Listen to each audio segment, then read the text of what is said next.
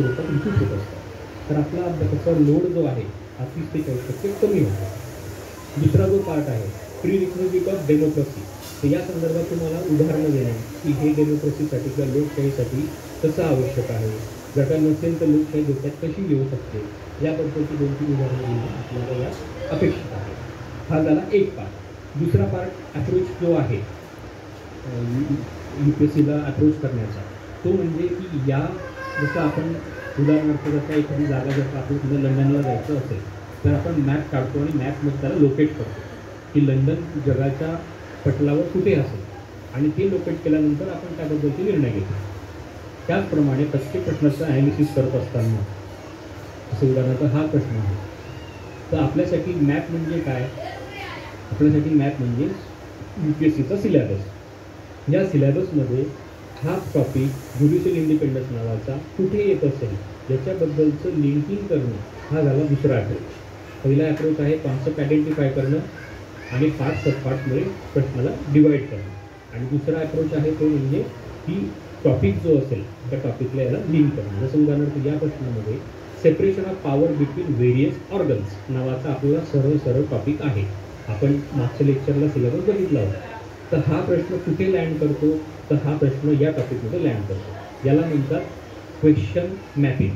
Question mapping जर का तुम्ही प्रॉपरली करू शकला तरीसुद्धा तुमच्या अभ्यासाला वेटेज कुठल्या टॉपिकला द्यावं आणि पुस्तकातून वाचत असताना कुठल्या टॉपिकला आपण जास्त महत्त्व दिलं पाहिजे, त्याचसोबत आदल्या दिवशी रिव्हिजन करत असताना किंवा शेवटच्या आठवड्यात रिव्हिजन करत असताना किंवा शेवटच्या महिन्यामध्ये रिव्हिजन करत असताना आपली प्रायोरिटी कशी असेल याचा आपण योग्य पद्धतीने निर्णय घेणं आपल्याला सोपं जातं.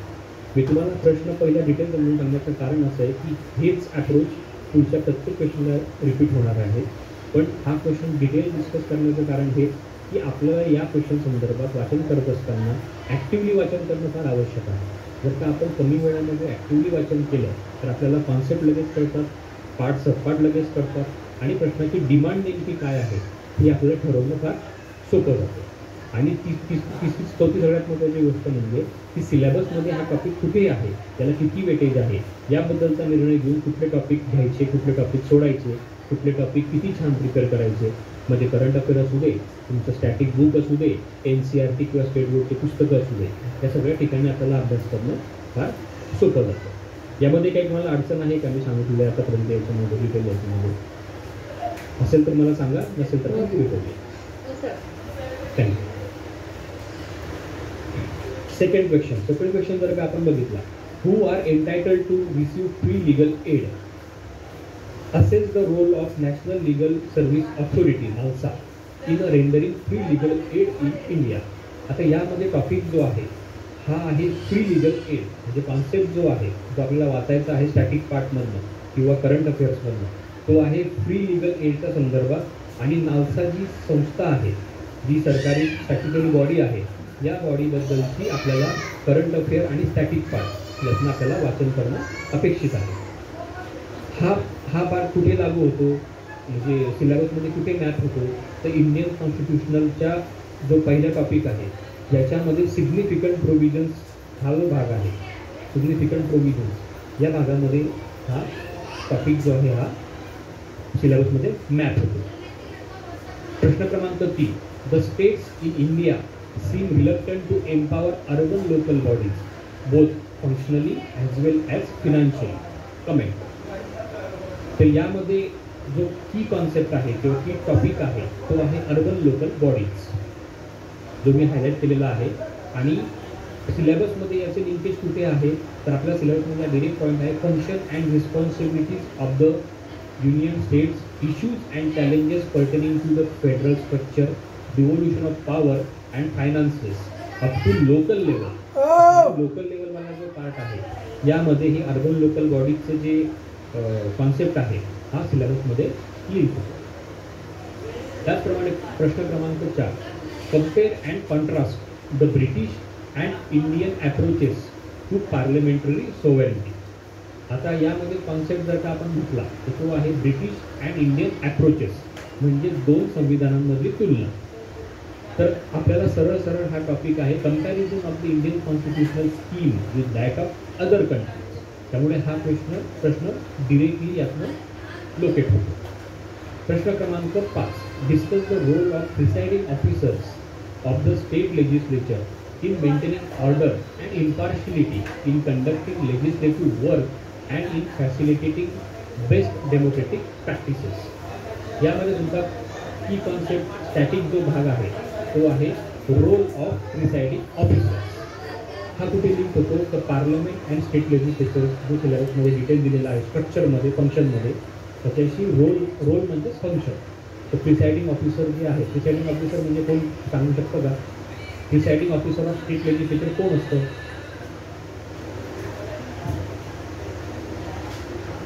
Presiding officer of state legislature कोण असतं? एनीबडी? सभापती असताना सर सभापती, विधानसभा सभापती आणि विधान परिषदेचे अध्यक्ष हे दोघेही राज्यामध्ये प्रिसाइडिंग ऑफिसर असतात. आणि लोकसभेमध्ये आणि राज्यसभेमध्ये सांगता येईल लोकसभा अध्यक्ष आणि राज्यसभेचे जे व्हाईस प्रेसिडेंट चेअरमन. बरोबर. प्रश्न क्रमांक 6, the crucial aspect of development process has been the inadequate attention paid to human resource development in India. Suggest measures that can address this inadequacy. तर डेव्हलपमेंटल प्रोसेस नावाचा आपल्याला सरळ एक टॉपिक आहे.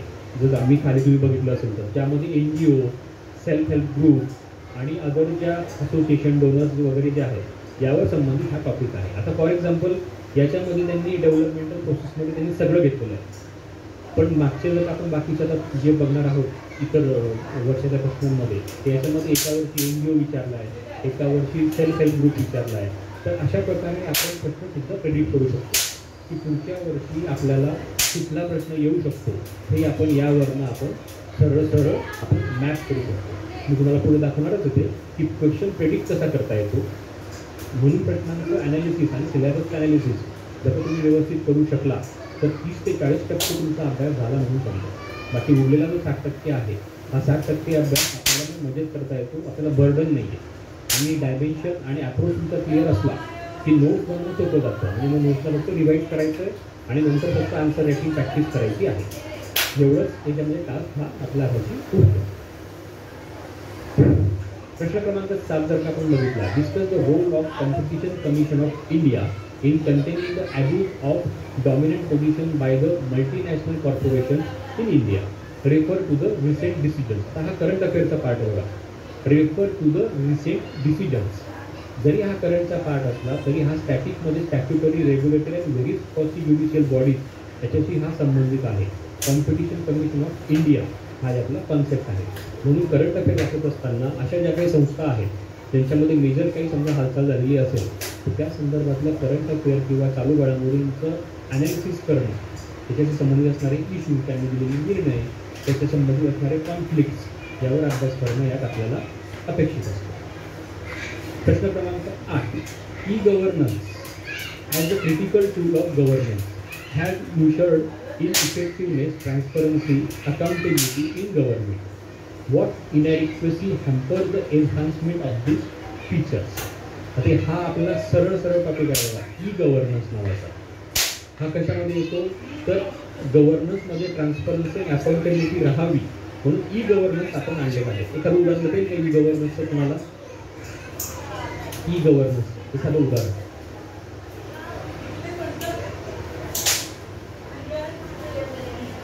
कुठलं आहे तुमचं? DBT. एक्झॅक्टली. DBT म्हणजे काय? Direct benefit transfer. जसं उदाहरणार्थ एखाद्या PM तुम्ही जर का ऐकलं असेल की PM किसान किंवा PM सन्मान योजना जी आहे यामध्ये 2000 रुपये प्रत्येक शेतकऱ्याला 3 हप्त्यांमध्ये मिळतात. तर हे पैसे कसे येतात तर हे पैसे बटन दाबलं दिल्लीवरनं की सरळ प्रत्येक शेतकऱ्याच्या खात्यामध्ये KYC ज्यांनी केलेलं आहे त्यांच्या अकाउंटला हे जमा होतं. तर हे होण्याचं कारण असं आहे की दिल्लीवरनं येणारा पैसा जो आहे हा डिरेक्टली लोकांच्या खात्यामध्ये जमा व्हावा. राजीव गांधी ज्यावेळेला पंतप्रधान होते त्यावेळेला त्यांचं एक फेमस लोकसभेमधलं एक कमेंट होती की 1 रुपया जर का दिल्लीवरनं जर का सोडला तर सामान्य माणसापर्यंत पोहोचेपर्यंत तो फक्त 17 पैसे होतो. म्हणजे जवळपास 83 पैसे जे आहेत त्याला लिकेजेस होतात. आता हे लिकेजेस म्हणजे काय, तर वेगवेगळ्या स्तरावर वेगवेगळ्या पद्धतीने होणारा भ्रष्टाचार. म्हणजे 1 रुपया सोडलेला जो वर्ण असतो दिल्लीवरनं, हा जर 17 पैसे मिळत असेल, म्हणजे फक्त 17% पैसा पोहोचत असेल, तर जी विकासाची व्याख्या आहे याला भारताला किंवा भारताच्या नागरिकांना वंचित राहावं लागतं. आणि म्हणून भारत सरकारने काय केलं, टेक्नॉलॉजीचा वापर करून ई गव्हर्नन्स नावाची कॉन्सेप्ट आणली, जी आता आपल्या प्रत्येक क्षेत्रामध्ये लागू केली जाते आहे. त्यामुळे हे टॉपिक फार महत्त्वाचे असतात, गव्हर्नन्स आस्पेक्टने म्हणा किंवा डे टू डे लाईफमध्ये. म्हणून या टॉपिकवरचा फोकस फार इम्पॉर्टंट आहे. ठीक आहे, पुढचा प्रश्न आपण बघूया. प्रश्न क्रमांक 9. Virus of conflict is affecting the functioning of the SCO. In the light of the above statement, point out the role of India in mitigating the problem. SCO म्हणजे काय, कोण सांगेल? SCO Shanghai corporation of India. Shanghai corporation organisation. कोण कोण आहे त्या सदस्य, तुम्हाला सांगता येईल? थोडक्यात. इंडिया आहे. इंडिया, भारत आहे. अजून पाकिस्तान आहे का? चायना आहे. चायना, चायना आहे. अजून पाकिस्तान पाकिस्तान पाकिस्तान आहे. अजून अफगाणिस्तान आहे का? नाही, अफगाणिस्तान. रशिया आहे का? हो. Uzbekistan, Tajikistan. थोडक्यात सांगण्याची गोष्ट अशी आहे की एशियन कंट्री, आशियातल्या कंट्री आणि युरोपच्या म्हणजे आपण त्याला काय म्हणतो, युरेशियन कंट्री, या कंट्रीजचं जे अलायन्स आहे याच्यामध्ये हे SCO आहे. आता हा झाला करंट अफेअरचा स्टॅटिक पार्ट. तर हा जो स्टॅटिक पार्ट आहे हा इंटरनॅशनल रिलेशन्समध्ये की इंडियाच्या इंटरेस्टवर याचा इम्पॅक्ट कसा होतो, या ग्रुप्सचा किंवा या कंट्रीजचा किंवा यांनी घेतलेल्या निर्णयांचा, हे यामध्ये आपल्याला आवश्यक ठरतं. हे जे फोरम असतात, या फोरममध्ये ज्या चर्चा असतात, त्या चर्चासुद्धा आपल्याला अभ्यासणं आवश्यक असतं. SCOचं जर स्टॅटिक पार्ट जर बघायचं म्हटलं तर आपलं सगळ्यात महत्त्वाचं काम काय येतं अभ्यास करताना, कारण हा प्रश्न प्रिलिम्सला आपण विचारला जाऊ शकतो की खालीलपैकी कुठले सदस्य SCOचे मेंबर आहेत किंवा खालीलपैकी कुठले सदस्य SCOचे मेंबर नाही. तर अशा वेळेला आपल्याला मॅप म्हणजे नकाशा वाचन, त्यातले मेंबर्स आणि इंटरनॅशनल रिलेशनमधल्या नकाशामध्ये त्यांचे लोकेशन हे फार जास्त आवश्यक पडतात. एस्पेशली ज्याचा भारत किंवा इंडिया जो आहे हा भाग असणं आवश्यक आहे. त्याच्यामुळे आपल्या अभ्यासाची दिशा आपली ठरू शकते की जसं उदाहरणार्थ 2023मध्ये जर का UPSCच्या मेन्सला SCO प्रश्न विचारला आहे तर खूप दाट शक्यता आहे की 2024च्या MPSCला किंवा 2024च्या UPSCला किंवा 2024च्या 25च्या MPSCला SCOवर प्रिलिम्समध्ये प्रश्न विचारणं फार जास्त अपेक्षित आहे की याचा मोटिव्ह काय आहे, म्हणजे एम काय आहे, त्याचे सदस्य काय आहेत. त्यामुळे नोट्स बनवत असताना आपल्याला सगळ्या संबंध संस्थांची नोट्स काढण्याची गरज नसून फक्त ज्या UPSCने प्रिव्हियसली विचारलेला आहे, आपण आता बघूया पुढे अजून, तर या संस्थांची एक नोट जर का बनवली तर आपल्याला इंटरनॅशनल रिलेशन्सचा अभ्यास प्रिलिम्सच्या हिशोबाने पण आणि मेन्सला पण करणं सोयीचं पडेल. प्रश्न क्रमांक 10. Indian diaspora has scaled new heights in the West. Describe its economic and political benefits for India. आता इंडियन डायस्पोरा म्हणजे मला सांगितलं होतं की पर्सन ऑफ इंडियन ओरिजिन म्हणजे भारतीय वंशाचे लोक आणि इंडियन सिटीजन्स म्हणजे NRI, जी की भारतामध्ये राहत नाही पण भारतीय नागरिक आहेत. कामानिमित्त तुमच्या कोणी परिस्थिती असतील की जे कामानिमित्त, जॉब निमित्त किंवा XYZ एज्युकेशन निमित्त परदेशात राहत असतील, तर हे सगळे जे आहेत त्या सगळ्या लोकांना काय म्हटलं जातं, इंडियन डायस्पोरा. उदाहरणार्थ जर का आता आपण बघितलं की इस्रायल पॅलेस्टीनचा जो इश्यू चालला आहे, यामध्ये बरेचसे भारतीय जे नागरिक आहेत की त्यासाठी कामानिमित्त किंवा शिक्षणानिमित्त किंवा कुठल्या तरी कारणाने जे स्थायिक असतील, त्यांना आता एक फार मोठा थ्रेट निर्माण झाला आहे. त्यासाठी भारताने एक ऑपरेशन सुरू केलं आहे. मला सांगता येईल का, एका वाचनात असेल तुमच्यापर्यंत? इस्रायल पॅलेस्टीनमध्ये जे भारतीय अडकलेले आहेत त्यांना रेस्क्यू करण्यासाठी एक ऑपरेशन भारताने चालवलं. कुठलं आहे? Operation Ajay. Very good. Operation Ajay जे आहे ते भारताने इस्रायल पॅलेस्टीनमध्ये अडकलेल्या नागरिकांसाठी चालू केलं. अशाच पद्धतीने तुम्हाला इंडियन डायस्पोराचे जे करंट अफेअर्स असतील ज्यामध्ये भारतीय नागरिकांचे हित संबंध जोपासण्याची गरज असते, तर हे वाचनसुद्धा या अपेक्षित. प्रश्न क्रमांक 11 बघणार आहोत आपण. The Constitution of India is a living instrument with capabilities of enormous dynamism. It is a constitution made for a progressive society. illustrate with special reference to the expanding horizon of the the right to life and personal liberty. आता याच्यामध्ये दोन की concepts आहेत. पहिला तो म्हणजे constitution of India आणि दुसरा म्हणजे the right to life and personal liberty. तुम्ही सांगू शकेल का की कुठलं कलम क्रमांक याच्यामध्ये इन्व्हॉल्व आहे, the right to life and the personal liberty? कलम क्रमांक 19 आहे की 21 आहे? 21. इट्स 21. ठीक आहे. राईट टू लाईफ जे आहे हे कलम क्रमांक 21 फंडामेंटल राईट्स भाग क्रमांक. फंडामेंटल राईटचा भाग किती आहे संविधानामध्ये? तिसरा. बरोबर.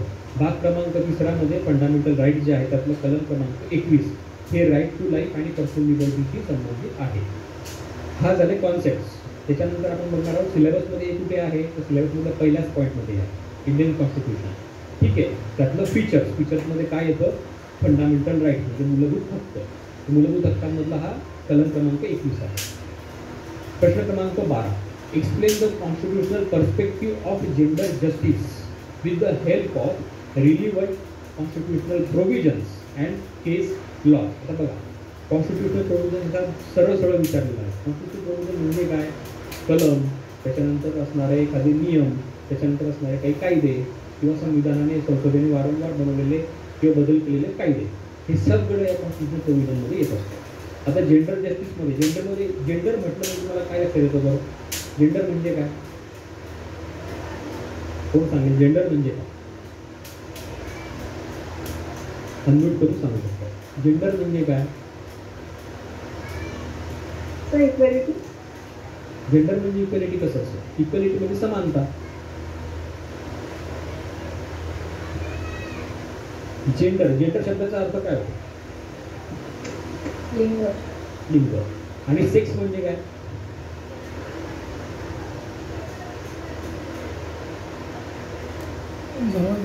शब्द जर ऐकला असेल ना जेंडर आणि सेक्स. तुम्ही जेव्हा फॉर्म भरता तेव्हा काय असतं? जेंडर लिहिलेलं असतं की सेक्स लिहिलेलं असतं?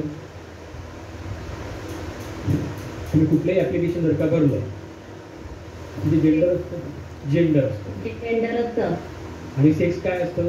काय फरक आहे दोघांमध्ये?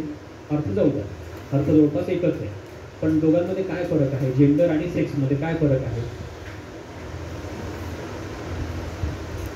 काहीतरी तर फरक असला पाहिजे की नाही? त्याशिवाय थोडी दोन वेगवेगळे शब्द असतील एकाच गोष्टीसाठी.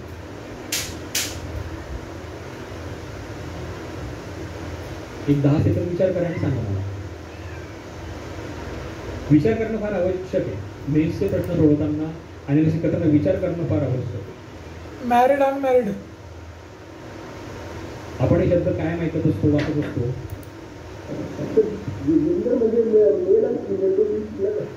बरं. आणि सेक्स म्हणजे?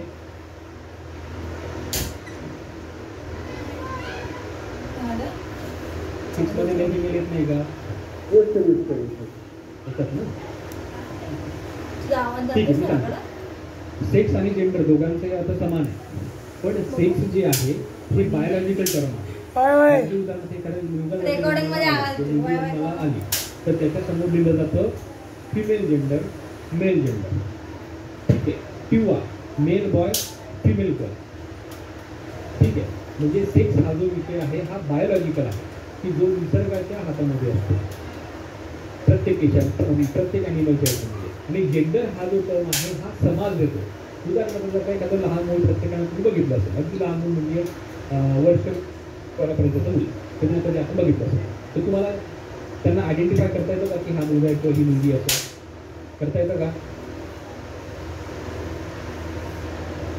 किंवा सोपं असतं का करणं असं? ही मुलगा किंवा हा मुलगा, ही मुलगी असं करणं सोपं असतं का? ते जाऊ सोपं नसतं. कारण का? त्याचे जे फीचर्स असतात ते ऑलमोस्ट दोघांचे सेम असतात. फक्त जर का पर्सनल जर का ऑर्गन सोडले तर त्यांचे फीचर्स वेगळे, मेल असो की फिमेल असो, दोघांची बॉडी टेक्स्चर, बॉडी शेप, त्याच्यामध्ये त्यांचा अप्रोच हा सेम असतो.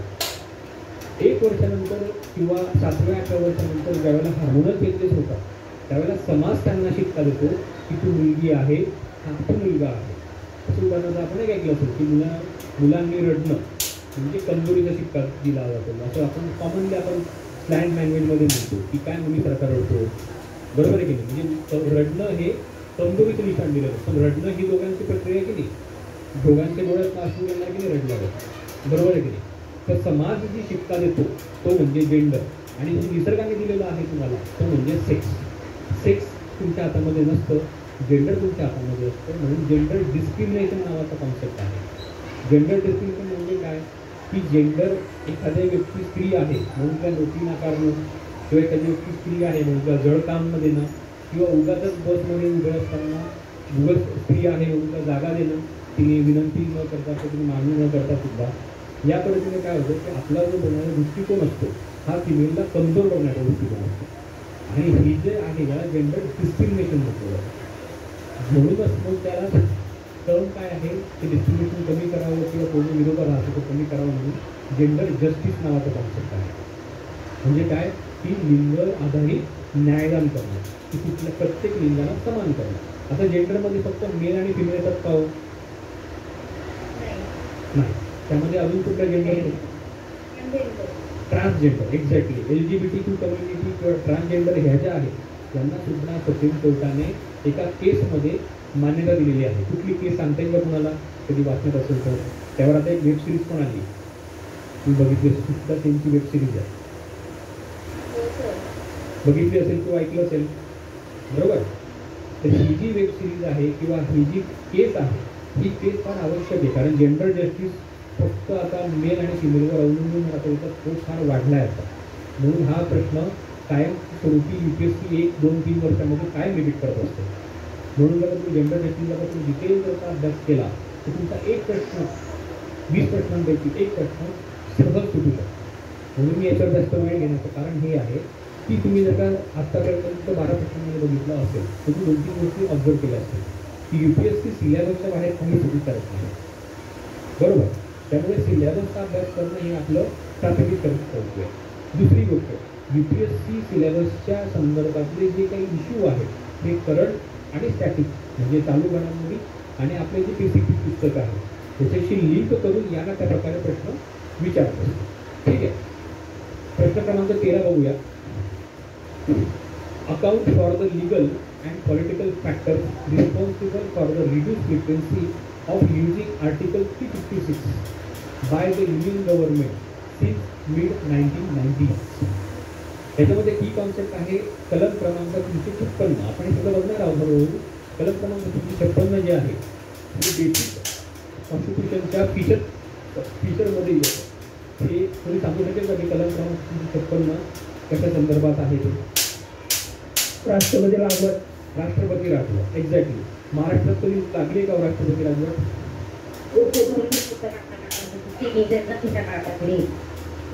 इंदिरा गांधीच्या काळात. आता लागली.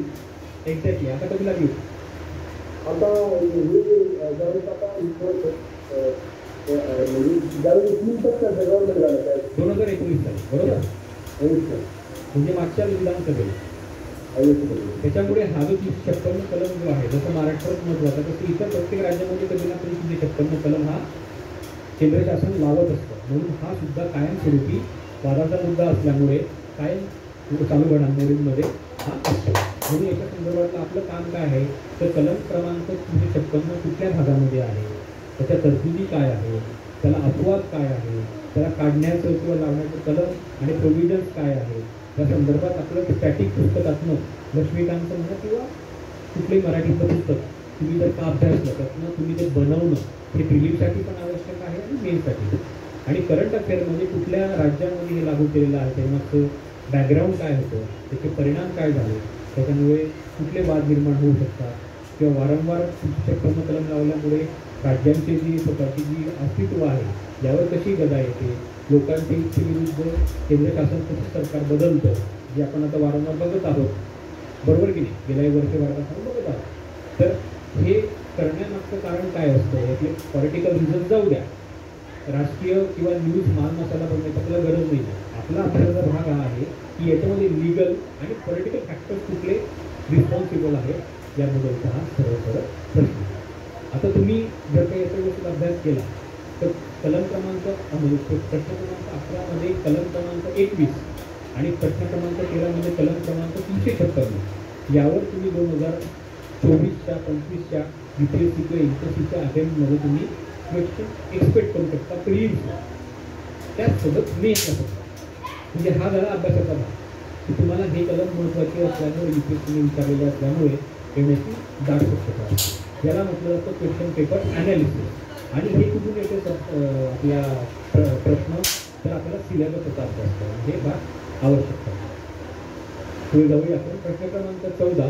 Discuss the contribution of civil society groups for women's effective and meaningful participation and representation in state legislatures in India. आपण आता मगाशीच बघितलं जेंडर जस्टिस नावाचा. तर हा टॉपिक त्याच्याशी पण संबंधित आहे की महिलांची लोकसंख्या कोणा सांगते का किती आहे सध्या भारतात किंवा महाराष्ट्रात? एक अंदाज आहे पर्सेंटेजमध्ये किती टक्के असावी, एक अंदाज लावा. स्वतःच्या घरावर न लावा.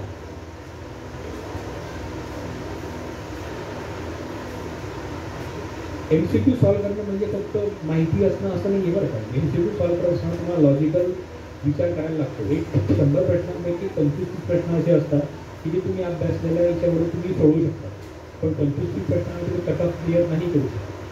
त्यामुळे उरलेले जे प्रश्न असतात ॲटलीस्ट 30 ते 40 प्रश्न हे तुमचं ॲप्लाइड नॉलेज आणि लॉजिकल रिझनिंग ज्याला आपण गेस वर्क म्हणतो, तर त्या गेसला काहीतरी आधार असला पाहिजे, त्याच्यावर आधारित असतात. म्हणून अंदाज बांधायला सुद्धा शिकलं पाहिजे. तुम्ही साधारणपणे विचार करू शकता की एक 4 जणांचं कुटुंब जर का असेल तर आपले आई वडील आणि आपण भाऊ आणि पती असं साधारणपणे एक कुटुंब आहे. त्याच्यावर तुम्ही अंदाज लावू शकता की भारतामध्ये महिलांची संख्या किती असेल? 50%? बरोबर. एक 48% जर का तुझी प्रिसाईज काही एक्झॅक्ट जर का आता सांगायचं म्हटलं तर एक 48% लोकसंख्या 2011च्या जनगणनेनुसार भारतामध्ये महिलांची आहे. ठीक आहे. म्हणजे आपण असं पकडूया की 50% आहे. पण त्याच बाबतीत जर का आपण विचार केला तर लोकसभेतले खासदार तुम्हाला 50% दिसतात का होत्या गर्दीमध्ये महिला? नाही दिसत. किंवा महाराष्ट्रामध्ये जर तुम्ही बघितलं तर महाराष्ट्रामध्ये तुम्हाला 50% आमदार दिसतात का हो? आमदार जाऊ द्या, तुम्हाला आमदार जाऊ द्या, तुम्हाला उमेदवार जरी दिसतात का?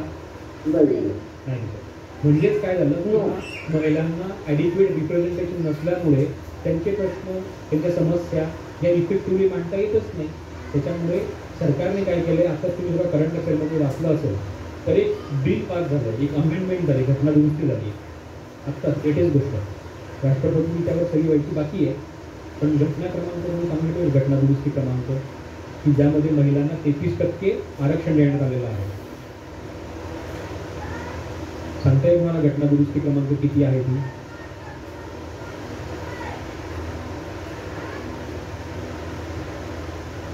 एकदा चेक करा, कारण हा सुद्धा यावर्षीचा MCQ एक्सपेक्टेड आहे. ठीक आहे.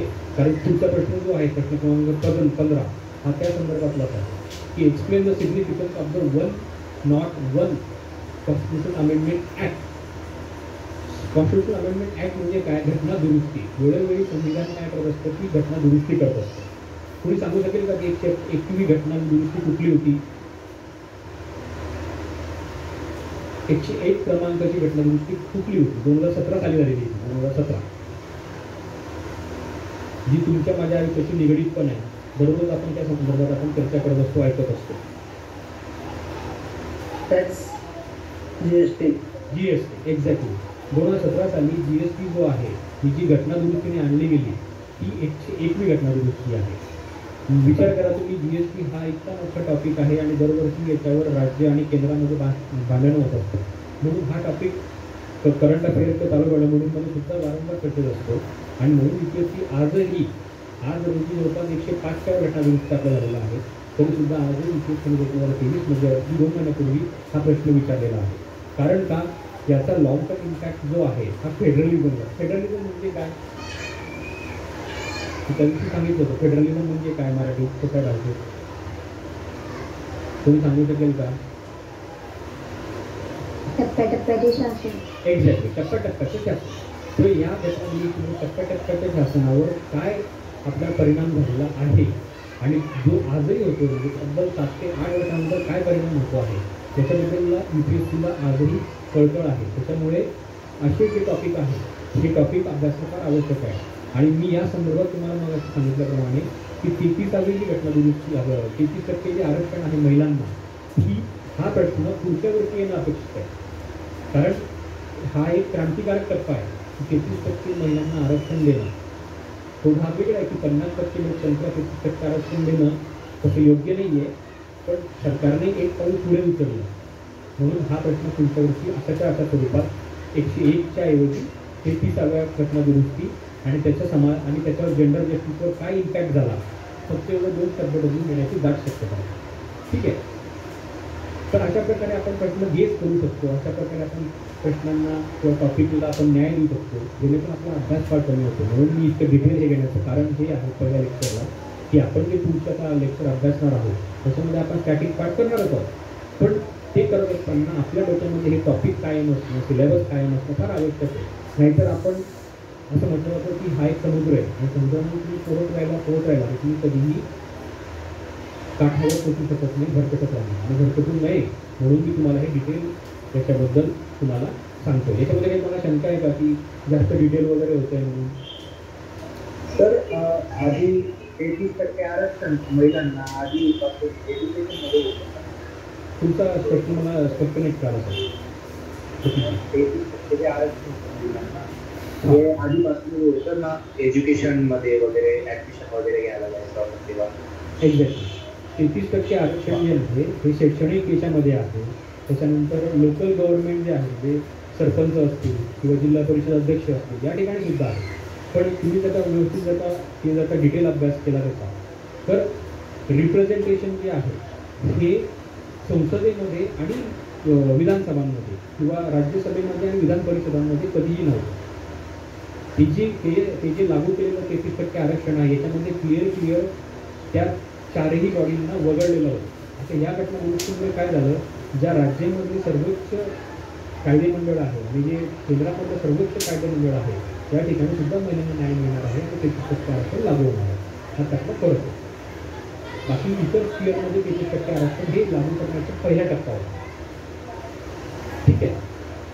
सॅटिस्फाईड? प्रश्न क्रमांक 16. Explain the structure of the parliamentary committee system. How far have the financial committee helped in the institutionalization of Indian Parliament? आता आपण बघितलं असेल संसदेच्या याच्यामध्ये वेगवेगळ्या समित्या असतात. आपण बघत असतो नेहमी वारंवार की या समितीने ते केलं, त्या समितीने ते केलं. उदाहरणार्थ आता नुकतेच एक खासदार सस्पेंड झाले, महिला खासदार पश्चिम बंगालच्या, नाव सांगता येईल? सॉरी त्यांना सस्पेंड डायरेक्ट केलं गेलं का एखाद्या समितीकडे त्याला रेफर केलं गेलं होतं अगोदर चौकशीसाठी? त्यांना एक्झॅक्टली. एथिक्स कमिटी जी असते संसदेमध्ये या एथिक्स कमिटीच्या रिकमेंडेशनवर पहिल्यांदा एथिक्स कमिटी स्थापन झाल्यापासून पहिल्यांदा या खासदारांना सस्पेंड केलं. तर ही घटना फार मोठी आहे. एकतर महिला खासदार संख्या कमी आहे, बरोबर. त्यात एक महिला जी आहे जी विरोधी पक्षातली आहे तिला सस्पेंड केलं गेलं, त्यामुळे हा एक मोठा इश्यू आहे. पण त्याच्यामागचं जे ग्राउंड आहे ते म्हणजे एथिक्स आहे. हे पहिल्यांदा सगळं होतं. म्हणून पुढच्या वर्षी जर का प्रश्न क्रमांक 16 या चालू घडामोडीची घटनेशी संबंधित दिसला तर आश्चर्य वाटायला नको, कारण पार्लिमेंटरी कमिटी विचारलं आहे. कदाचित पुढच्या वर्षी ते ethics parliamentary committee on ethics अशा प्रकारे हाच प्रश्न पुन्हा एकदा येऊ शकतो 2024मध्ये किंवा 2025मध्ये.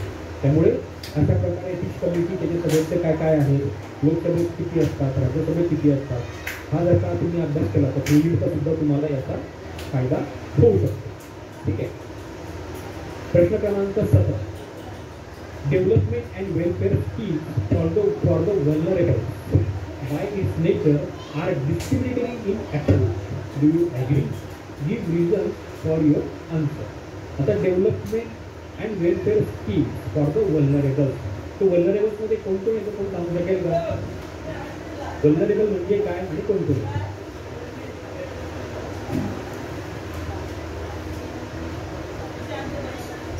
वल्नरेबल म्हणजे काय? वल्नरेबल म्हणजे पीडित होती, ठीक आहे, किंवा जी पीडित होती होऊ शकतात, आज नसतील कदाचित पण भविष्यात होऊ शकतात, किंवा इतिहासामध्ये होऊन गेलेल्या आहेत, ह्या समस्त वर्गाला काय आहे, मला वल्नरेबल नावाचा एक संयुक्त शब्द दिलेला आहे, ठीक आहे. तर याच्यात कोण कोण येत असेल तुमच्या निरीक्षणावरनं सांगा, तुमच्या अनुभवावरनं सांगा, कोण कोण येत असेल यामध्ये?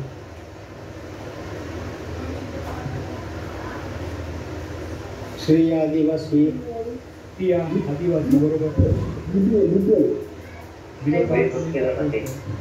सॉरी अजून एक tribals, woman, Dalit, Dalit, transgender, yes sir. Labour, labour, street vendor म्हणजे जे रस्त्यावर काम करत असतात ती लोक, Yes sir. बरोबर. Yes, sir. त्यानंतर जे मायग्रेशन असतात म्हणजे जे लोक विस्थापित असतात, तसं उदाहरण तुम्ही बघितलं असेल की कन्स्ट्रक्शन काम करणारे लोक जसं युपीकडचे असतात, पीओपी काम करणारे किंवा मार्बलचं काम करणारे राजस्थानी असतात, त्यांना काही असतं का हो, तिथे सिक्युरिटी असते का? No sir. बरोबर. तुम्ही ज्या लोकांना कोणाला सिक्युरिटी नाही आहे हे सगळे लोक काय आहेत वल्नरेबलमध्ये येतात. तर तुम्ही म्हणाल तुम्हाला प्रश्न जर जाणवत असेल की वल्नरेबलमध्ये शेतकरी येतो का? हो की नाही? हो. यांना त्या हो प्रकारे येतो. येतो. काय येतो, कशामुळे येतो? एक तर निसर्गामुळे येते, बरोबर, किंवा मार्केटमुळे येतो, बरोबर, की जसं किमती पडतात, किमती उठतात, किंवा माल नसतो, किंवा जो मिडलमॅन असतो, जो व्यापारी असतो तो त्यांना योग्य भाव देत नाही, बरोबर की नाही, किंवा गारपीट होते, वादळ होतात, पाऊस पडतो, पूर येतात, या सगळ्यांमध्ये शेतकरी जो आहे हा काय होतो वल्नरेबल. म्हणून वल्नरेबल हा जो शब्द आहे त्याची खूप मोठी व्याख्या आहे. तर या शब्दावर तुम्ही थोडा विचार करणं, थिंकिंग करणं, किंवा तुम्ही यूट्यूब टाकल्यावर तुम्ही गुगलचा वापर करून त्याचे वेगवेगळे ॲस्पेक्ट जे आहेत ते शोधणं, आणि त्याच्यावर आधारित ज्या स्कीम्स असतील, काही योजना असतील, किंवा काही डेव्हलपमेंटल काही सरकारने काही संस्था बनवल्या असतील डेव्हलपमेंटसाठी. उदाहरणार्थ आदिवासी लोकांसाठी ट्रायफेड नावाची संस्था आहे, शेतकऱ्यांसाठी नाफेड नावाची संस्था आहे, बरोबर आहे की नाही? ऐकलं किती नाव आहे ट्रायफेड, नाफेड किंवा नाबार्ड, Yes sir. ऐकलंय ना? तर या संस्था असते, या संदर्भात काही स्कीम्स असतात, जसं मी तुम्हाला मग सांगितल्याप्रमाणे की प्राईम मिनिस्टर सन्मान योजना, किती सन्मान योजना, त्याच्यामध्ये 2000 रुपये मिळतात. आता हे काय आहे, ही वेलफेअर स्कीम आहे. 2000 रुपयाने खूप काही भलं होईल ते करायचं नाही, तर ॲटलिस्ट त्याला एक सपोर्ट मिळत असतात, त्यांना आधार मिळेल. म्हणून ही जसं उदाहरणार्थ मनरेगा नावाची स्कीम आहे. काय कोण सांगेल मनरेगाचं लॉंग फॉर्म? मनरेगाचं लॉंग फॉर्म काय आहे? महात्मा गांधीचे होते. महात्मा गांधी महात्मा गांधींची आहे. महात्मा गांधी जाऊन 70 वर्ष झाले. यांचं नाव काय आहे? महात्मा गांधी, बरोबर आहे अर्ध. पुढे नॅशनल रूरल एम्प्लॉयमेंट जनरेशन किंवा गॅरंटी स्कीम, बरोबर. 100 दिवसांच्या तुम्हाला रोजगार मिळतो. ही स्कीम कोणासाठी? 100 दिवसाचा रोजगार तुम्हाला पाहिजे का? तुम्ही तर होत नाही, कारण MPSCचे सुद्धा अभ्यास करणारे लोक सुद्धा काय असतात, वल्नरेबल असतात की नाही, Yes sir. बरोबर आहे की? तुम्ही MPSCला किंवा MPSCचा कुठल्या टप्पा तुम्ही गाठला तर तुम्हाला डिग्री थोडी मिळणार आहे, तुम्हाला जॉब थोडी मिळणार आहे, म्हणजे तुम्ही वल्नरेबल आहात की नाही. आणि ही वल्नरेबिलिटी जावी म्हणून योग्य मार्गदर्शन घेऊन, योग्य अभ्यास करून परीक्षा क्रॅक करणं कमीत कमी वेळामध्ये, जेणेकरून तुमची येणारी भविष्यातली जी वल्नरेबिलिटी आहे की तुम्ही सुशिक्षित बेरोजगाराच्या शिक्षकाला न जगता तुम्हाला एक रिस्पेक्टेबल, एक तुमच्या आजारीयुक्त तुम्हाला जीवन जगता यावं, त्यासाठी या परीक्षेचा अभ्यास आपण सगळं करतो, बरोबर आहे की नाही. त्यामुळे तुम्हाला योग्य पद्धतीने अभ्यासाचं नियोजन करणं, त्याचं अप्रोच डिसाईड करणं फार आवश्यक आहे. म्हणून वल्नरेबल नावाच्या शब्दाला तुम्ही व्याख्या करताना वेगळी, सगळ्यात पहिले वल्नरेबल तुम्ही स्वतः आहात आणि त्यानंतर मग तुमच्या अनुभव आहे. आणि वल्नरेबिलिटी कमी करण्याचा प्रत्येकाला ते सरकारच्या माध्यमातून सरकार सुद्धा जसं उदाहरणार्थ विद्यापीठाच्या मार्फत बार्टी नावाची स्कीम जी आहे ती UPSC सुद्धा सबसिडाईज रेटमध्ये प्रोग्राम चालवतो. ही काय आहे? वेलफेअर स्कीम आहे की नाही, डेव्हलपमेंटल स्कीम आहे की नाही, की ज्या लोकांना लाखोंची फी भरता येणं शक्य नाही आहे त्यांना विद्यापीठाच्या मार्फत सरकार काय करते, फंडिंग प्रोव्हाइड करते. ही सुद्धा व्हलनरेबल स्कीम आहे. तर अशा प्रकारे जर तुम्ही डे टू डे लाईफमध्ये अभ्यास केला तर या स्कीमचा अभ्यास करणं फार आवश्यक असतं. ठीक आहे. प्रश्न क्रमांक 18. Skill development programme have succeeded in increasing human resources supply to various sectors in the context of the statement and analyse the linkages between education, skill and employment. आता स्किल डेव्हलपमेंट नावाचा जो टॉपिक आहे हा कशाशी संदर्भात आहे? Skill development म्हणजे काय? तुम्ही एक उदाहरण बघितलं असं काही इंजिनियर्स असतात आणि काही ITI झालेले लोक असतात, बरोबर, किंवा डिप्लोमा झालेले लोक असतात. तर इंजिनियर बऱ्याचदा मोबाईल रिपेअर नाही करू शकत, पण तो जो ITI झालेला मुलगा आहे किंवा जो डिप्लोमा झालेला मुलगा आहे तो त्याच्या स्किलच्या बेसिसवर तो मोबाईल रिपेअर करू शकतो. तुम्ही बघितलं असेल डे टू डे लाईफमध्ये. तर तुम्ही जसं अदरवाईज पण बघितलं की इलेक्ट्रिसिटीचं काम करणारे, प्लंबिंग काम करणारे किंवा मोबाईल रिपेअर करणारे लोकांकडे कुठे डिग्री असणं अपेक्षित असतं का? तुम्ही विचारता का घरामध्ये आल्यानंतर की डिग्री असेल तर बाबा तुम्हाला प्लंबिंगचं काम करा? नाही. तुम्ही त्याला कुठल्या आधारे तुम्ही त्याला जज करता? त्याच्या स्किलच्या आधारे, बरोबर. म्हणून शिक्षण, त्याचं असणारं कौशल्य आणि रोजगार याचं लिंकेजेस कसे आहे तुमच्या डे टू डे लाईफमध्ये हे बघून तुम्ही या संदर्भात सरकार काय प्रोग्राम वापरते किंवा सरकारने कुठले प्रोग्राम चांगले आहेत याच्यावर चर्चा करणं किंवा याच्यावर तुम्ही लिहिणं या प्रश्नामध्ये सरकार UPSCला अपेक्षित आहे. हा सिलेबसमध्ये टॉपिक येतो कुठे? तर issues relating to development and management of social sector or services relating to health, education and human resources. Human resource आणि पॉप्युलेशनमध्ये फरक काय आहे कोण सांगेल का?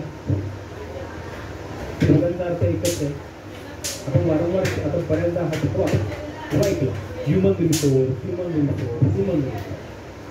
काय असतं ह्युमन रिसोर्स आणि काय असतं पॉप्युलेशन मधला फरक? तर कार्यक्षम नागरिक असते. कार्यक्षम नागरिक, बरोबर. कार्यक्षमता कशाने येते हो?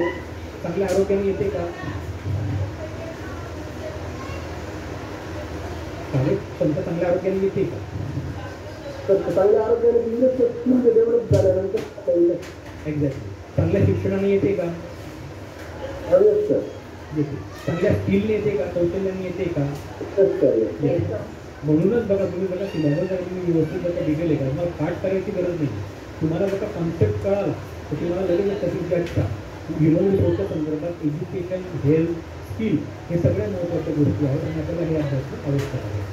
कारण उद्या तुम्ही जर का कलेक्टर, DYSP किंवा कलेक्टर किंवा कुठल्याही पदावर जर तुम्ही गेला कुठल्याही परीक्षेच्या माध्यमातून अगदी फार तलाठीपासून तुम्ही जर का वरच्या कलेक्टर जर केला तर तुम्हाला या सगळ्यात महत्त्वाचा जो रिसोर्स आहे पैसा, पाणी, जल, जंगल, जमीन याच्या पलीकडे जो आहे त्याच्यापेक्षा सगळ्यात महत्त्वाचा रिसोर्स कुठला आहे तर ह्युमन रिसोर्स.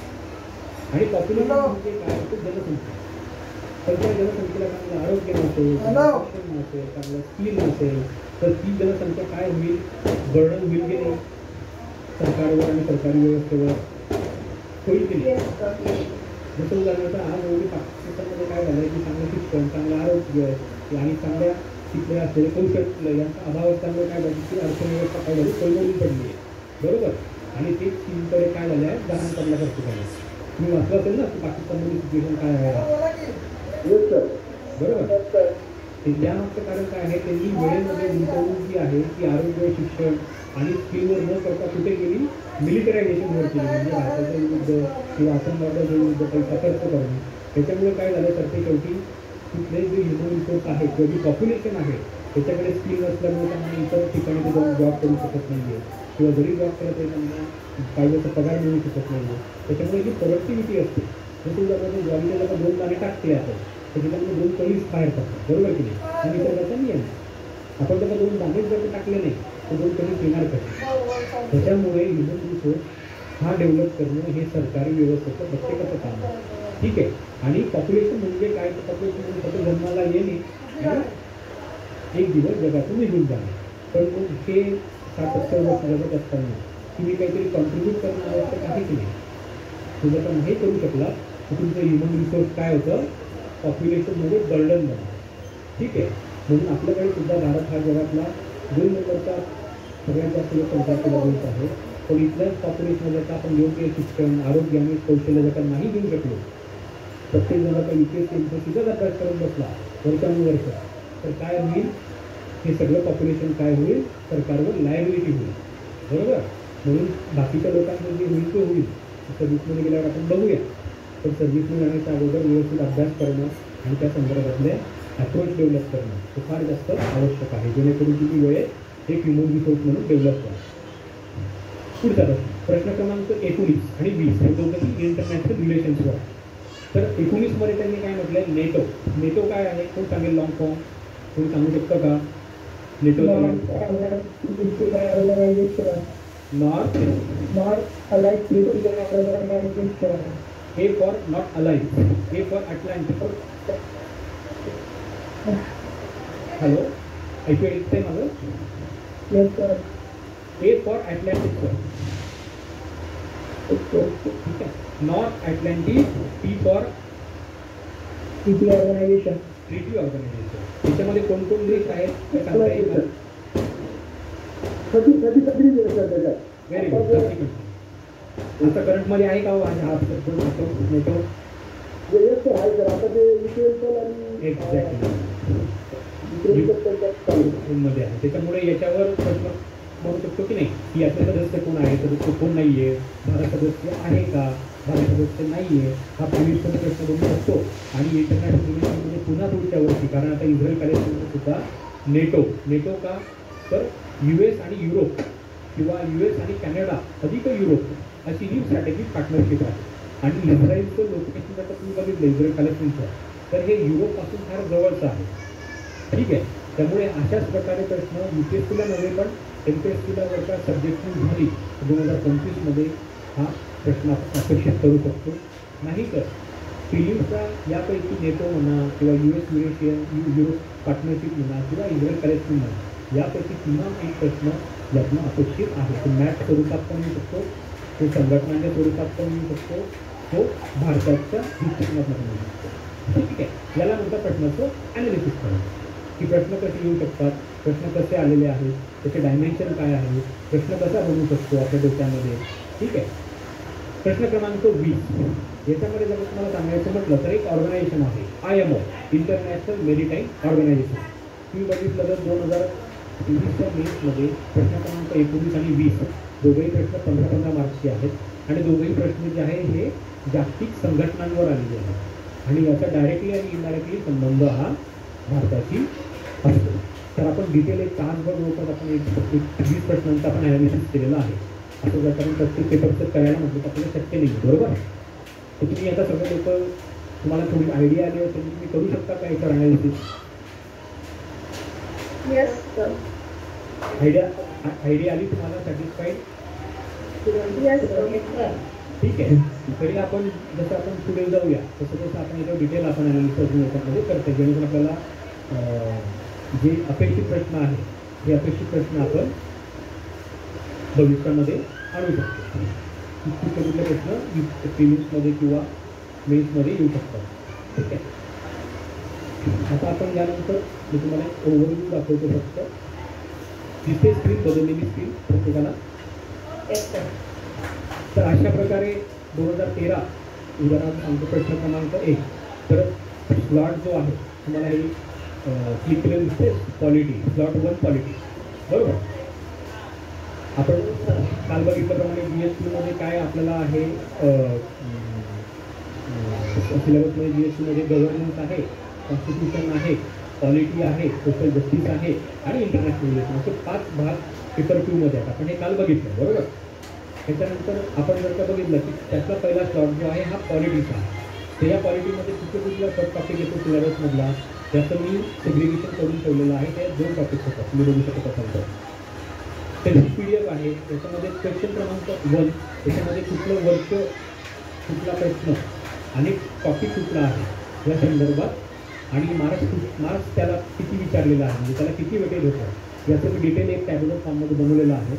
तुम्हाला जर का याच्यावर जर का तुम्हाला डिटेल बघायचं असेल तर तुम्ही या वेबसाईटवर आपल्या वेबसाईटवर जाऊन तुम्ही याच्यामध्ये PYQ अबाउट MPSC राज्यसेवेमध्ये PYQवर जर का तुम्ही गेला, ठीक आहे, तुम्हाला रेडीमेड ॲनालिसिस तुम्हाला हे मिळेल. फक्त तुम्हाला क्वेश्चन्सचं ॲनालिसिस जे तुम्हाला मी सांगितलं तसे तुम्हाला तुमच्यावर एफर्ट तुमचे वाचतील.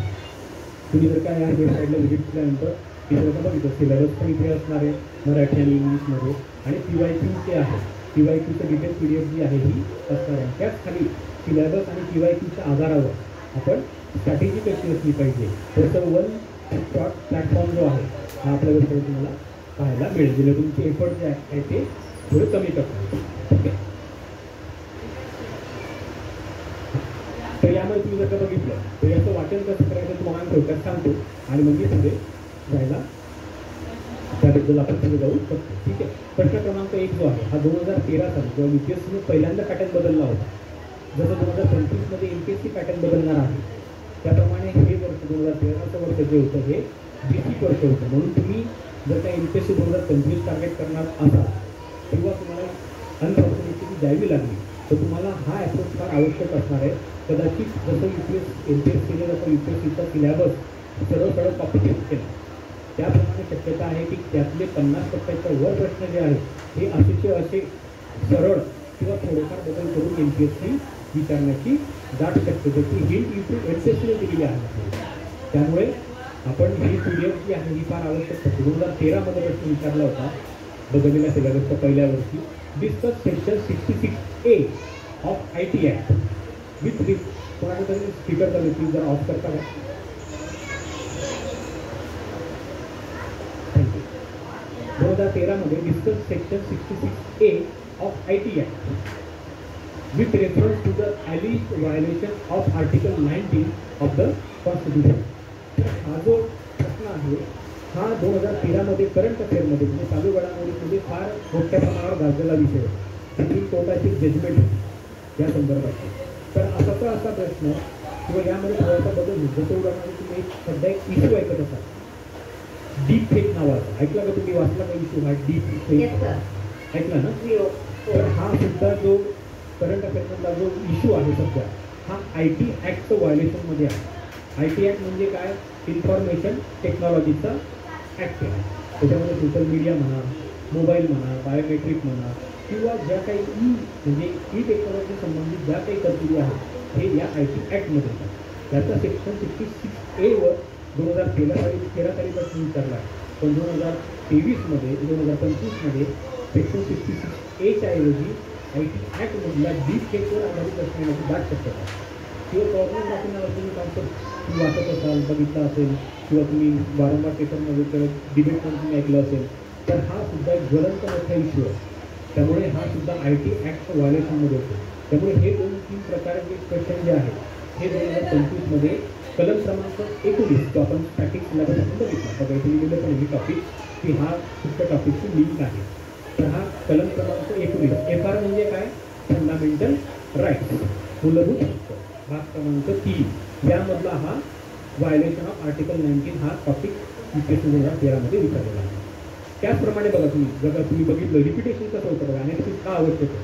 2013ला तुम्ही जर का डिटेल ॲनालिसिस केलेलं असतं त्या व्यक्तीने एखाद्या व्यक्तीने तर 2014ला तो फंडामेंटल राईट किंवा मूलभूत हक्क तो स्टॅटिक पार्टमधनं आणि करंट अफेअरमधनं वाचून गेला होता बरोबर. आणि 2014ला बघा करंट अफेअरमधला फ्रीडम ऑफ स्पीच अँड एक्सप्रेशनवरचा परत पुन्हा प्रश्न त्या स्वरूपात रिपीट झालेला आपल्याला दिसेल. म्हणजेच काय 2013चा प्रश्न 2014मध्ये पुन्हा रिपीट झालेला आहे. 3 पुन्हा रिपीट झालेली आहे. त्याच्यामुळे आपण जर त्याच्याबद्दल जर का बेसिक आणि करंट अफेअर जर वाचून केलेलं असेल तर 12.5 मार्काचा प्रश्न लिहिताना आपल्याला कुठलीही अडचण येणार नाही. याप्रमाणे कलम क्रमांक 21 आहे. मी खाली जातो जरा. कलम क्रमांक 21 2015 साली विचारला. 2015 साली कलम क्रमांक 21 आणि बघा तुम्ही 2017 साली अगदी 2016चा गॅप सोडल्यानंतर 2017 साली पुन्हा फंडामेंटल राईट म्हणजे मूलभूत हक्क क्रमांक 21वर प्रश्न विचारलेला आहे. म्हणजे जर तुम्ही 2000 प्रिव्हियस इयरला 2013, 14, 15 जर तुम्ही वाचून गेलेला असता तर 2017 साली तुम्हाला टॉपिक तुमचा रेडीमेड झाला. याचप्रमाणे DPSPवर प्रश्न आहे, याचप्रमाणे PM वर प्रश्न आहे, याचप्रमाणे इमर्जन्सीवर प्रश्न आहे. जसं आपण आता बघितलं होतं. कुठली इमर्जन्सी बघितली आपण? कलम क्रमांक 356 राष्ट्रपती राजवट. बरोबर. भारतामध्ये किती प्रकारच्या इमर्जन्सी लागतात कोण सांगू शकेल का? भारतामध्ये किती प्रकारच्या इमर्जन्सी लागतात, लागू शकतात? 4 प्रकार. 352 कलम क्रमांक नॅशनल इमर्जन्सी. बरोबर. 356 म्हणजे राष्ट्रपती राजवट जी फक्त राज्यांमध्ये लागते. 360 म्हणजे फायनान्शियल किंवा आर्थिक आणीबाणी जी आत्तापर्यंत भारतात लागलेली नाही आहे. आणि 365 कलम. 365 कलमानुसार जर काही एखादा राज्य जर का केंद्र शासनाने दिलेल्या निर्देशांचं पालन करत नसेल तर केंद्र शासन काय करू शकते? ती सत्ता हाताळून तिथलं प्रशासन जे आहे ते केंद्राकडे घेऊ शकतो. 356 365 सुद्धा काम करत असतात. तर या इमर्जन्सी नाही, 144 जे आहे हे कलम क्रमांक 144 जे आहे हे कलम नसून हा रूल आहे. याच्यामध्ये संचारबंदी लागू होते. संचारबंदी म्हणजे काय? की 4 ते 5 लोकांच्या वर लोक जे आहेत एका ठिकाणी जमू शकत नाही. तर याच्यामध्ये प्रशासन जे आहे म्हणजे तुमचे मुख्यमंत्री किंवा उपमुख्यमंत्री किंवा मंत्रिमंडळ हे सस्पेंड होत नाही किंवा पंतप्रधान सस्पेंड होत नाही. ज्यावेळेला इमर्जन्सी लागते त्यावेळेला हे जे संविधानिक ज्या काही राज्यघटनेचे काही मंडळी आहेत त्यांची पॉवर संपुष्टात येऊन ती सस्पेंड होते. तरी लोकसभा विधानसभा ह्या विसर्जित होतात. 144 कलम जे आहे हे लोकल बॉडीचा म्हणजे लोकल लेवलला फक्त जमावबंदीसाठी लागू होतं. जेव्हा दंगल असेल किंवा काही धोका निर्माण होण्याचा असेल लॉ अँड ऑर्डरचा इश्यू असेल त्यावेळेला. ठीक आहे. आता तर सर्व्हिसेस नंतर हा CID सांगितलं तर त्यांची तर काही डिस्कस करायची. हो हो, हे आमच्या डेव्हलपमेंटमध्ये चाललं ते अपलोड होईल आता हळूहळू. आता आजच हे मी तुम्हाला दाखवतोय हे झालं की ते अपलोड होईल उद्यापर्यंत. ओके ठीक आहे.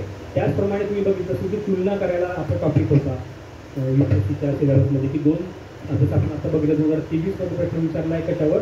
ब्रिटिश संविधानावर विचारला होता. 2018 मध्ये USA वर विचारला, अमेरिकेवर. 2019 मध्ये फ्रान्सवर विचारला आणि बघा 2023 मध्ये म्हणजे अगदी 2 महिन्यापूर्वी त्यांनी ब्रिटिश संविधानावर प्रश्न विचारलेला.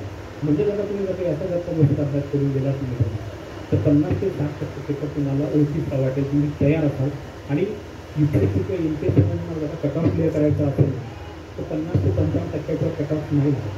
तर तुम्ही प्रिव्हियस इयरमध्ये अभ्यास घोषित केला फक्त ॲनालिसिस व्यवस्थित करणं आवश्यक आहे, कंपेअर समजून घेणं आवश्यक आहे आणि अप्रोच डेव्हलप करणं आवश्यक आहे. तर तुम्हाला जास्त जोर मेहनत करण्याची गरज पडणार नाही. मी तुम्हाला वारंवार सांगतो की ॲनालिसिसवर फोकस द्या, नसेल जमत आमची मदत द्या. ठीक आहे.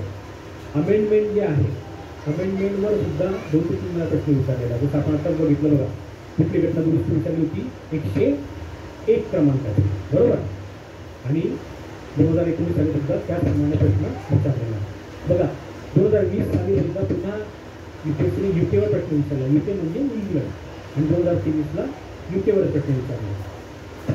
त्याचप्रमाणे खाली बघितलं आपण तर पुन्हा एकदा फंडामेंटल राईट म्हणजे कलम क्रमांक 1 प्रश्न आहे, सणांचा प्रश्न आहे, इव्हॉल्युशनचा प्रश्न आहे, राईट्सचा प्रश्न आहे. अशा प्रकारे 2022 पर्यंत या प्रकारे UPSCने वारंवार प्रश्न रिपीट केलेले आहेत. ठीक आहे. त्याचप्रमाणे जर तुम्हाला ही जी PDF अपलोड करणार आहे सिव्हिल सर्व्हिस मेंटर आपल्या वेबसाईटवर त्यामध्ये अगदी प्रत्येक टॉपिक वाईज बघायचं. क्वालिटीमधले हे 2 टॉपिक नंतर होते टॉपिक त्याच्यावर तुम्हाला 14, 15 पुन्हा 13 पासून 21 4 प्रश्न आलेले आहेत. त्याचप्रमाणे खाली बघा केला तुम्ही युनियन स्टेट लेजिस्लेचर आणि 7th feature of representation of people act 2013 पासून 2022 पर्यंत 17 प्रश्न आलेले आहेत. सेपरेशन ऑफ पॉवरवर जवळपास 11 प्रश्न आलेले आहेत. असं डिटेल पूर्ण जे आहे अगदी पार इंटरनेट रिलेशनसाठी तुम्ही स्क्रोल करून डाउनलोड करून तुम्ही हे डिटेल तुम्ही या संदर्भात बघू शकता जेणेकरून तुम्हाला तुमचा वेळ वाचू शकतो. ठीक आहे. यात तुम्हाला काही शंका आतापर्यंत वेबसाईट संदर्भात म्हणा किंवा ॲनालिसिस संदर्भात म्हणा किंवा प्रिव्हियस इयर संदर्भात म्हणा किंवा सिलेबस संदर्भात म्हणजे काल लेक्चर होतात त्याच्या संदर्भात काही शंका तुम्हाला नसेल तरी पुढे जातो 15-20 मिनिटात येऊ शकतो. याच्यावर आमच्याकडे क्वेश्चनचे आन्सर तुम्हाला टप्प्याटप्प्याने मिळतील. कारण आज रोजी कसं आपल्याला बेसिकपासून फाउंडेशनपासून सुरुवात करायची, बरोबर. तर अगोदर फाउंडेशन क्लिअर होणं आवश्यक आहे. आणि डायरेक्टली तुम्ही जर का उत्तर जर का रेडीमेड मिळाली तर तुम्ही तुमचा थॉट प्रोसेस आणि तुम्ही तुमच्या विचारांचं तुम्ही त्याला डिरेक्शन नाही देऊ शकत. म्हणून आपण पहिल्यांदा ॲनालिसिसवर फोकस करणार आहोत. आणि ज्यावेळी तुम्ही हे उत्तरं लिहून बघा त्यावेळेला आपण ते इव्हॅल्युएशन करूया. आणि इव्हॅल्युएट केल्यानंतर मग तुम्हाला आपण मॉडेल आन्सर कसं असलं पाहिजे, अप्रोच कसा असला पाहिजे, प्रश्नामध्ये काय डिमांड होती, कॉन्सेप्ट कुठले होते, मी तुम्हाला आता डिटेल सांगितलं त्याप्रमाणे आपण त्याच्यावर डिटेल डिस्कशन करणार आहोत. पण आपल्याला सुरुवातीला अगोदर काय करायला लागेल, आपल्याला अगोदर बेसिक कॉन्सेप्ट म्हणजे उदाहरणार्थ अगोदर हा प्रश्न आपण घेतला तर सेल्फ हेल्प ग्रुप म्हणजे काय, कोण सांगेल सेल्फ हेल्प ग्रुप म्हणजे काय?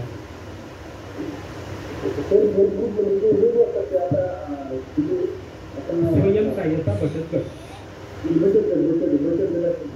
पण आता बचत गट म्हणजे काय झालं, याचं भाषांतर झालं, ट्रान्सलेशन झालं. पण याचा मागचा कॉन्सेप्ट नेमका काय आहे? तर याचा मागचा कॉन्सेप्ट काय आहे की वल्नरेबल सेक्शन किंवा जी लोक एकत्रितपणे ज्यांच्याकडे फंड नाही, ज्यांच्याकडे शिक्षणाची कमतरता आहे, सगळे लोक एकत्रित येऊन स्मॉल स्केलवर घरगुती लेवलला बिझनेस करू शकतात, बरोबर. तर हा यामागचा कॉन्सेप्ट आहे. तर हा कॉन्सेप्ट समजून घेणं पहिलं आपल्याला आवश्यक आहे. म्हणून कॉन्सेप्ट पहिल्यांदा क्लिअर झाला तुमचा की तुम्हाला मग या संदर्भात येणारे प्रश्नसुद्धा सोडवणं सोपं होते. म्हणून आपण पहिल्यांदा कॉन्सेप्टवर काम करूया. टप्प्याटप्प्यानं आपण प्रश्न सॉल्व्ह करूया प्रिव्हियस इयरचे. आणि त्याच्यानंतर त्याच्या संदर्भातले जे डिटेल डिस्कशन असेल किंवा मॉडेल आन्सर हे आपण डिस्कस करणार आहोत. टप्प्याटप्प्याने गेलं तर आपल्याला कमी वेळामध्ये चांगल्या पद्धतीने आणि परफेक्ट असा अभ्यास करतो. आपण जर का भरमसाठ सेवा करत बसलो सगळे पुस्तकं, कारण तुम्हाला जर 2 मिनिटात तुम्हाला जर सांगितलं की प्रिव्हियस इयर क्वेश्चन वाचून घ्या, पण त्याचं ॲनालिसिस पण सांगितलं तर तुम्हाला ते कळणार नाही आणि तुम्ही काहीतरी वाचून बसणार आणि तुमचा वेळ होईल.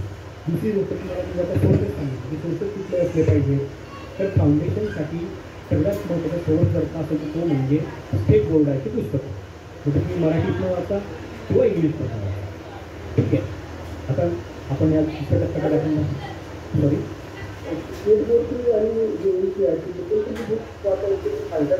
हो हो तेच त्याच मुद्द्याकडे येणार आहे की आपल्या इथं प्रिव्हियस इयर क्वेश्चन त्यानंतर तुम्हाला चौकट म्हणून सांगितलं 2023 आणि हे PDF तुम्ही वाचून तुम्ही स्वतः ॲनालिसिस करा आणि ज्या काही अडचणी आल्या तर मला विचारा.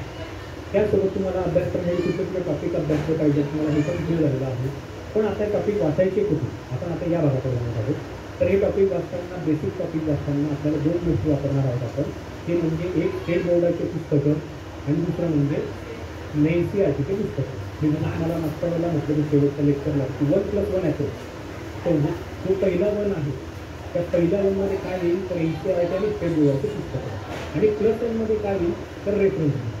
फॉर एक्झाम्पल जर का आपण आपल्या यांच्या संदर्भात बोलायचं म्हटलं तर क्वालिटीसाठी 6वी ते 12वीपर्यंतचे स्टेट बोर्डाचे म्हणजे 6वी ते 10वीपर्यंतचे सिविक्स किंवा नागरिक शास्त्राचे टॉपिक सुद्धा तुम्हाला दाखवत होते.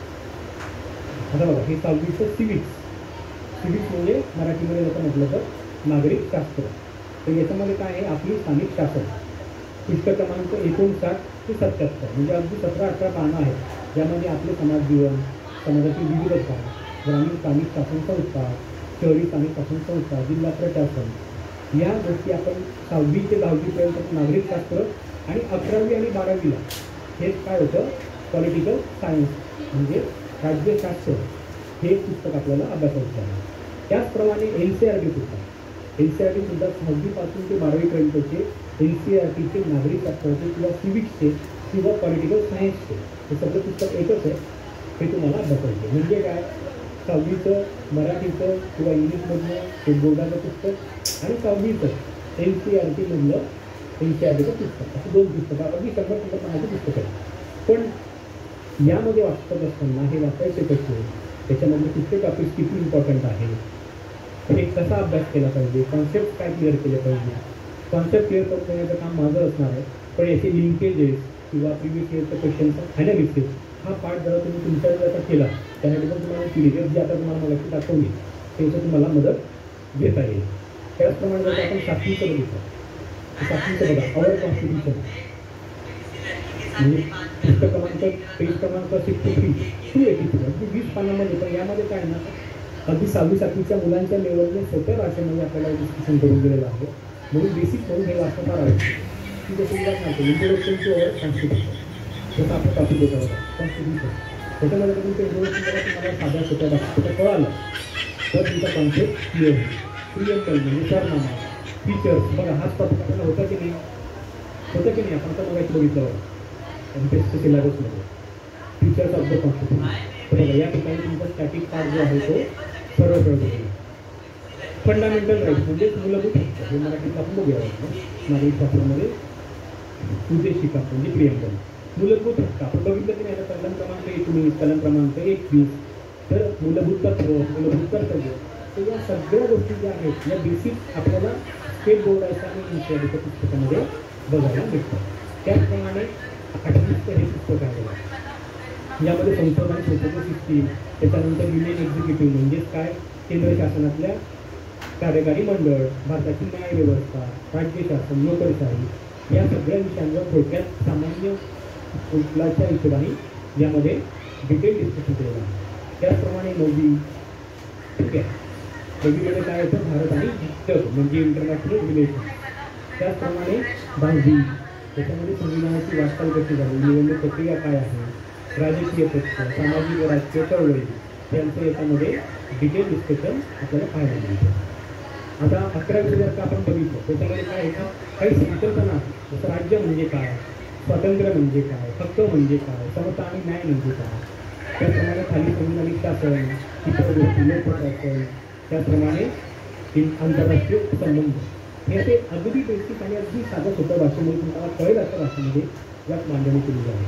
म्हणून आपण तिकडे न जाता शासकीय जे सोर्सेस आहेत हे म्हणजे स्टेट बोर्डाचे आणि एनसीईआरटीचे पुस्तकं हे आपण येणाऱ्या काळामध्ये अभ्यासणार आहोत. त्याचप्रमाणे आता तुम्ही जर का बघितलं असेल तर याच्यामध्ये काही टॉपिक्स तुम्हाला वारंवार रिपीट दिसतील. बघा जसं उदाहरणार्थ समकालीन भारतात सुशासन, भारत आणि जग.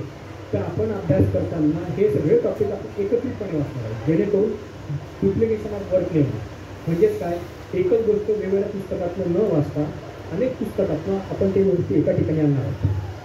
ठीक आहे, म्हणजे ज्यावेळेला आपण पुन्हा रिव्हिजन करू किंवा आपण जेव्हा उत्तर लिहू तेव्हा आपली मेहनत जी आहे ती जास्त वाया जाणार नाही. त्याच्यामुळे हे कसं करायचं, काय करायचं, मी हे तुम्हाला येणाऱ्या काळामध्ये लेक्चर्समध्ये तुम्हाला मी समजून सांगतो. पण तुम्हाला हे देखील पुस्तकं जर तुम्हाला डाउनलोड करून घ्यायची असतील तर तुम्ही आपल्या या सेक्शनमध्ये जर तुम्ही गेला तर या ठिकाणी GSमध्ये तुम्हाला ही पुस्तकं येणाऱ्या काळामध्ये डाउनलोड करायला मिळतील विषयानुसार. ठीक आहे, त्यामुळे तुम्ही आपल्या वेबसाईटवर जर तुम्ही वापर करा, तुमची बऱ्यापैकी मेहनत जी आहे ना ती आम्हाला तुमचा वेळ वाचून आम्हाला त्यामध्ये तुम्हाला जास्तीत जास्त देता येईल. त्यामुळे पुस्तकं तुम्हाला जर मराठी हवे असतील, इंग्लिश हवे असतील तर वेबसाईटवर तुम्हाला तुम्हाला सगळी एनसीईआरटी म्हणून असू दे किंवा स्टेट बोर्डाचा असू दे आपल्या या सिव्हिल सर्व्हिस नंतर सर्व तुम्हाला पाहायला मिळते. ठीक आहे, आतापर्यंत यात तुम्हाला काही शंका,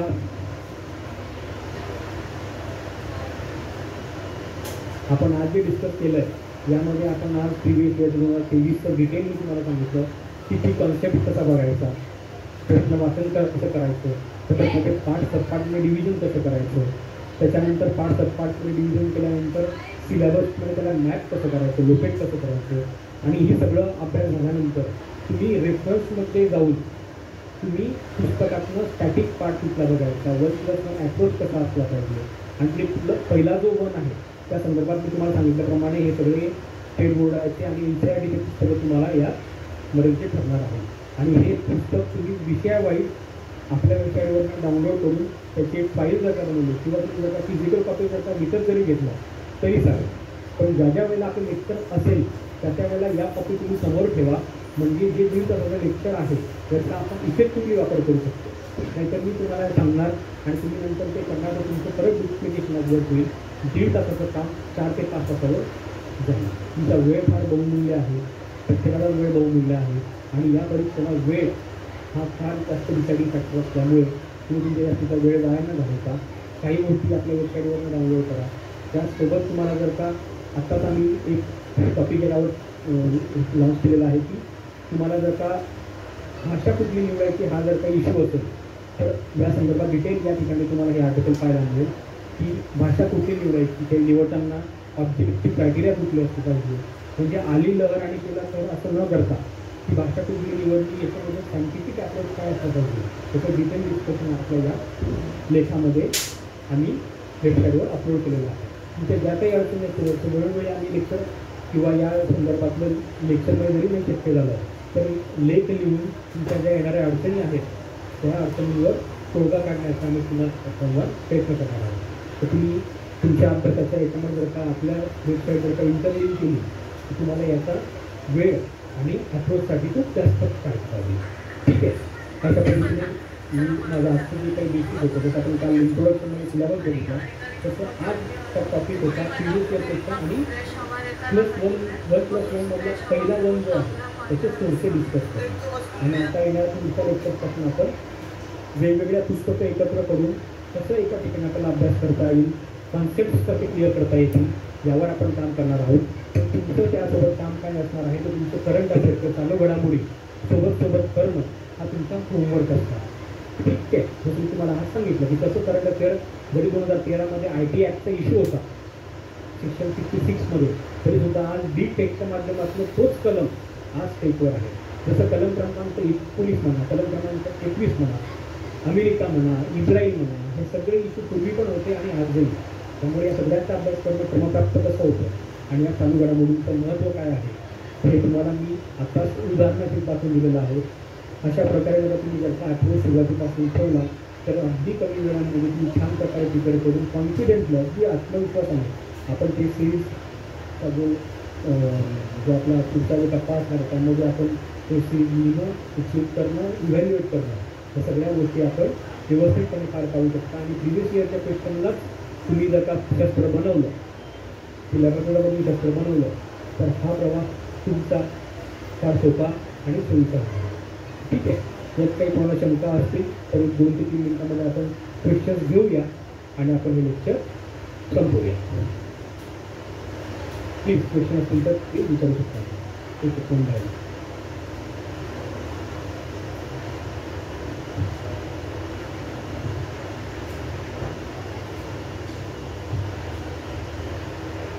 एक 10 सेकंद आपण विचारतो. प्रश्न असतील तर विचारू शकता, नसेल तर आपण लेक्चर थांबूया. आहे प्रश्न? हो sir. Thank you so much. Sir yes foundation कोर्सचं रजिस्ट्रेशन करायचं आहे बाकीच्यांना, बरं. तर ती लिंक तुम्ही टाकायला ग्रुपवर हॅलो रजिस्ट्रेशनसाठी. हॅलो सुरुवात please. Sir Ajay Surode. Foundation बेसचं रजिस्ट्रेशन फाउंडेशन कोर्ससाठी रजिस्ट्रेशन करता येईल. वेबसाईटवरती पण आहे. मी ग्रुपला परत टाकेल ती. ओके चालेल. ठीक. सर करायचं वाटलं? Yes sir. Yes sir. Thank you. Yes sir. चांगलं झालं. लेक्चर छान झालं. Thank you sir. तुमचा फीडबॅकही चांगला मिळतो. अरे वा. Thank you sir. Thank you so much. काही शंका असतील काही इन्फॉर्मेशन तर प्लीज मुलांना तुम्ही पण सांगा आणि सर तुम्ही पण प्लीज सांगा.